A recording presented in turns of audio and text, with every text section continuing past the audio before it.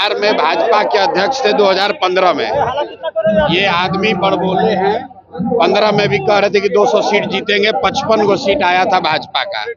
उसके बाद ये बंगाल में बनाए गए इंचार्ज, तो वहां पर भी इनको उठा के पटक है।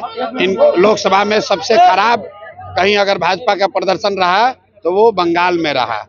अब यहाँ पर आए हैं और यहाँ पर उनकी छवि क्या है स्वास्थ्य मंत्री के तौर पर, ये हमको बताने की जरूरत नहीं है। कॉटन बैंडेज में पैसा लेने वाले लोग प्रशांत किशोर के बारे में बोलने का दम नहीं रखते हैं।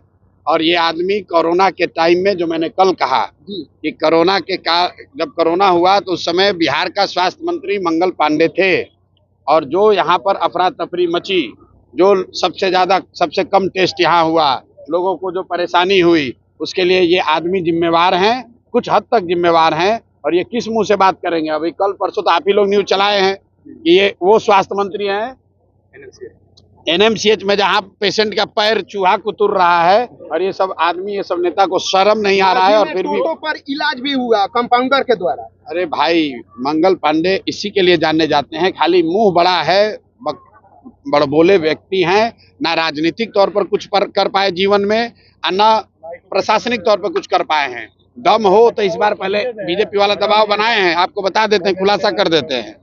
इतना इनका हालत खराब है कि मंगल पांडे पर बीजेपी के इस शीर्ष नेतृत्व का दबाव है कि इस बार चुनाव लड़िए, चुनाव लड़के दिखाइए, क्योंकि आज तक चुनाव नहीं लड़े हैं। सब रिकमेंडेशन वाले लीडर हैं, नॉमिनेशन वाले, लड़ने वाले लीडर नहीं हैं। वो तो कह रहे ख्याति प्राप्त करने के लिए आप लगातार उनके ऊपर बोल रहे हैं।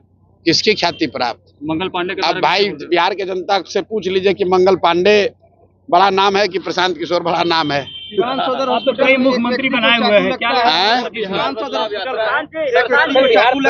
दिन हो गए बिहार बदलाव यात्रा पे निकले। 4-5 दिन नहीं हुआ, आज तीसरा दिन है। 2 दिन में, एक दिन मांझी में था, दूसरे दिन एकमा में था, और आज तीसरे दिन सिवान आया हूँ। 5 दिन यहाँ रहूंगा।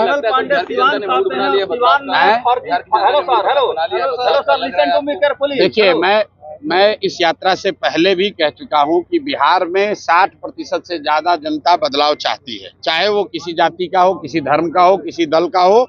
बदलाव सब चाहते हैं, सब चाहते हैं कि बिहार में व्यवस्था बदले। हर व्यक्ति चाहता है कि बिहार में सुधार हो, जो अभी की व्यवस्था चल रही है इसमें परिवर्तन हो। ये जरूरी नहीं है कि हर आदमी जो बदलाव चाहता है वो जनसुराज को चाहता है। मैं गलत बात नहीं करता हूँ, लोग बदलाव निश्चित तौर पर चाहते हैं। अब अगले 5 महीने में जनता के सामने ये विकल्प है कि जो पहले से 30-35 वर्ष से जांचे परखे दल हैं, क्या वो बदलाव ला सकते हैं? उनको जनता वोट देती है, कि उनके सामने एक जो नया सशक्त ईमानदार विकल्प के तौर पर जनसुराज का ऑप्शन है, वो जनता जनसुराज को चुनती है। बदलाव तय है। निजाम, बिहार का निजाम नवंबर में बदल जाएगा, नया मुख्यमंत्री बनेगा, ये लिख के ले लीजिए। बदलाव तय है, कौन बनेगा उसका फैसला अगले 4 महीने के लोकतांत्रिक लड़ाई में तय हो जाएगा।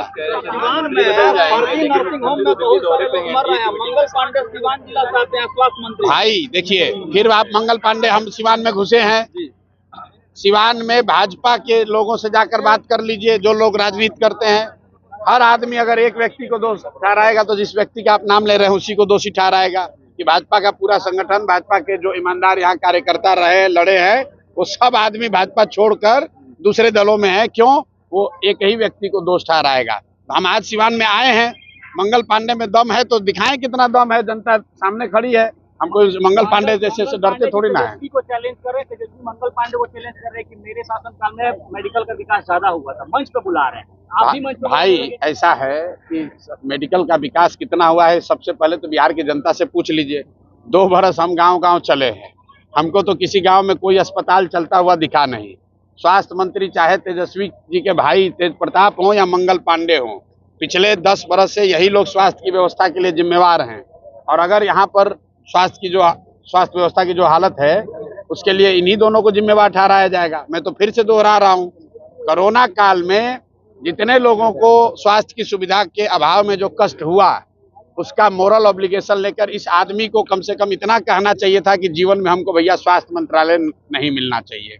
लेकिन ये आदमी फिर से स्वास्थ्य मंत्रालय लेकर उसमें घूस लेना, भ्रष्टाचार करना, घर घर की बात है, सब आदमी जानता है। अब ये बयान देंगे तो कल कहेगा कि लीगल नोटिस भेजेंगे। तो आपको ये भी बता देते हैं, और मंत्री हमको बोला था कि हम लीगल नोटिस भेजेंगे, अनलीगल नोटिस भेजा, उसके बाद के आगे बढ़ने का हिम्मत नहीं है। प्रशांत किशोर राजद नहीं है, राजद के नेता नहीं। हम बालू और शराब का धंधा नहीं करते हैं, चोरी नहीं करते हैं, किसी पद पर नहीं है। सरस्वती की कृपा है, अपना कमाते हैं, अपना खाते हैं। मंगल पांडे और इस सरकार के जितने उगाही मंत्री हैं वो प्रशांत किशोर को डरा नहीं सकते हैं। जो दिन में जो मन हो कह ले। प्रशांत किशोर जिंदाबाद।